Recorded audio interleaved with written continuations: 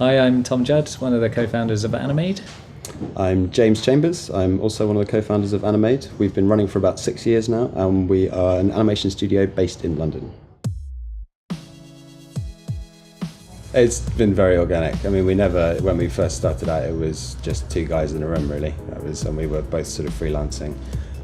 Tom was doing sort of more illustrated, animated work, and I was doing more sort of traditional digital work. And we always knew that we were sort of interested in the space in between those things, but there was never sort of a clear trajectory in mind to what we are today. Yeah, I mean, at points during that first year when it was literally James and myself, having gone from freelancing to setting up a limited company, we were kind of pushing that work through the company, but I mean, there were times when we had talked about maintaining that size, literally two of us, and not really attempting to go any further. I think it was quite scary, I guess, and I think then slowly but surely and very organically it started to start rolling. That was kind of a culmination of many years of refinement. I think it wasn't so much we've suddenly made a pivot from being one thing to another. At the same time, the previous brand identity that we had been done sort of 3 or 4 years ago and didn't really kind of reflect who we were visually as much as anything, so we wanted to bring that up to date. And it was also kind of a bit of a pivotal time for us as a studio in terms of the output that we were making and what we felt we were best at, so it felt like a really good time to kind of take that on. It gave us a very, very good opportunity to really define things for ourselves. And I think that sort of the overarching message that we wanted to convey that was we believed in characterful creativity across sort of any medium, be it animated, digital, or anything in between. It spans a lot of things because we work with clients as a kind of animation technician to some degree, where they come with illustrations and a storyboard, a full kind of scripted narrative, and we will take their designs and make them move to their kind of desire. On the other end of a spectrum, and probably the work that we really enjoy doing as a studio is when we have a lot more control over concepting, narrative, storyboarding, and are able to kind of partner with the agency or the director client at that moment and really help kind of construct all of the post-production. So, I mean, and like I say, the jobs that we do span all of that. It's being strict with yourself about delegating what you can to others, making sure that you do block out time for yourself in that sort of area. If you need to do creative work, making sure you schedule it in, really, although it's a little bit more formal. It does need to happen if your demands on your time are coming from lots of different angles.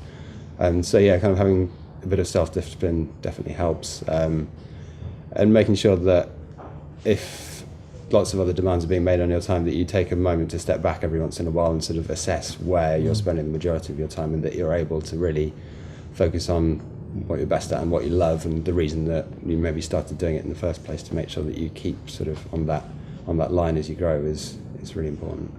Yeah, I mean, one really good example of that is where we used to love doing all the kind of self-promotion and marketing, and it was very obvious when we got busy that us as a group of creatives would soon kind of lose focus on that because we were doing so much creative work or client work.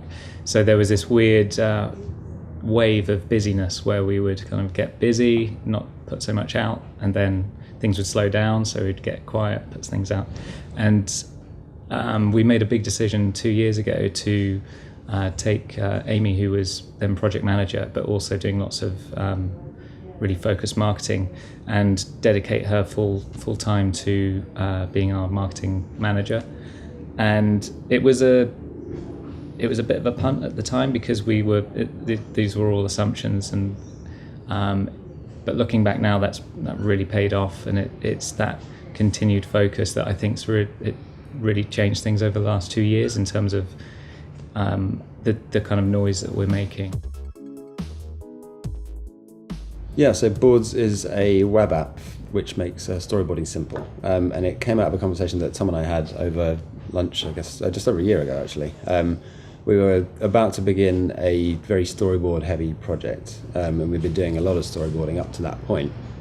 And it was a really time-consuming part of the creative process. The main sort of issues were making sure that all the layouts were consistent, because lots of different creators were doing storyboards. Then making any revision at all was a really involved process, trying to dig out the latest version, making sure that that was the right version and not the wrong one, and all of that sort of process.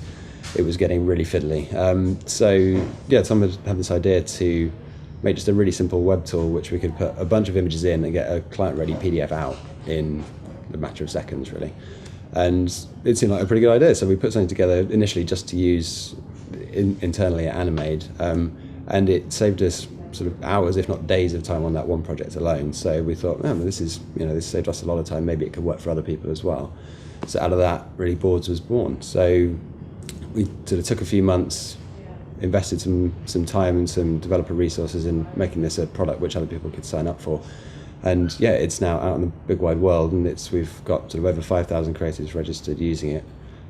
It's now come on from its initial just being a PDF generator. We've also got shareable web views. We're working really hard to build in support for Teams, which we're going to be releasing very soon, and also an in-app drawing tool, which we're really excited about as well. So it's really grown from something which was so specific to a problem that we had into something which is helping the creative community at large, which is just an amazing thing to have done, and it's something we're really proud of and really excited about going forward. We've been big believers in a good work-life balance since we started. Even when it was just Tom and I, we made sure to set hours and stick to them as much as we possibly could. And in the 5-6 years since we've been running, we've only very occasionally done overtime, and even when we have, it's always paid and people are compensated for that. And we think that having that split and making sure that it's understood that you're not expected to work 18 hours a day is a really valuable thing, and we genuinely believe it adds to the quality of the creative work that we produce. Certainly getting work out there as much as you possibly can, making as much noise as you can, was certainly our only new business strategy for quite a long time, so I would recommend doing that.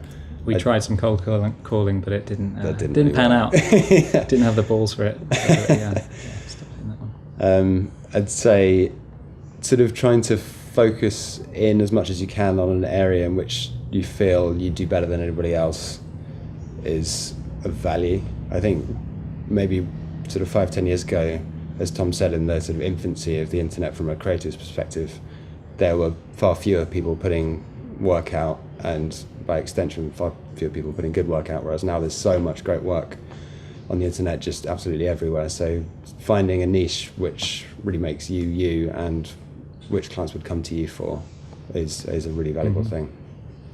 And I think in terms of a small studio that's of the size that they can hire, I think really looking to hire non-creatives, so focus on production and account management and people who can really bring something else to the table is a real key for us.